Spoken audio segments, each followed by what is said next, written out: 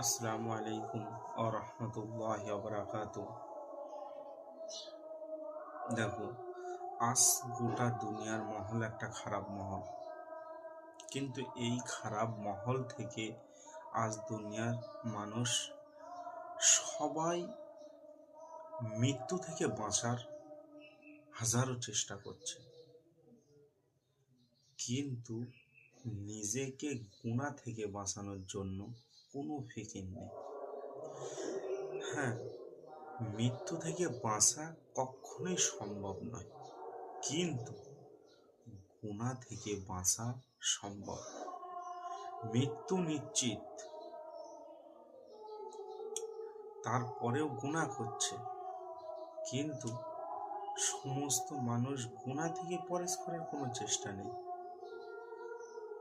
কিন্তু মৃত্যু থেকে বাঁচার চেষ্টা আছে। রে ভাই, জান্নাতের আশা করো, নেক কাজ করো, জান্নাতকে নিজের করিবই করে নাও। সব করা যায়, গুনাহ হবে না, ফয়সাল্লা জান্নাতের হবে। গুনাহ করবে, মৃত্যু থেকে পরেশ করার চেষ্টা করছে, গুনাহ থেকে পরেশ করলেই তো জান্নাত হয়ে যায়। জান্নাতে যাওয়াটা সহজ বিষয়। গুনাহ করো না, গুনার কাজ থেকে পরেশ করো, তো হয়ে যাবে।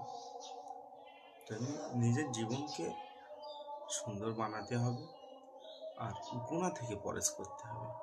আর ছোট্ট রিকোয়েস্ট, জান্নাতকে আপন করতে হবে, জাহান্নামকে দূরে ঠেলে দিতে হবে। জাহান্নাম কিভাবে দূরে ঠেলা যাবে? আল্লাহর হুকুমকে মানতে হবে, জান্নাত অটোমেটিক কাছে এসে যাবে, জাহান্নাম দূরে সরে যাবে।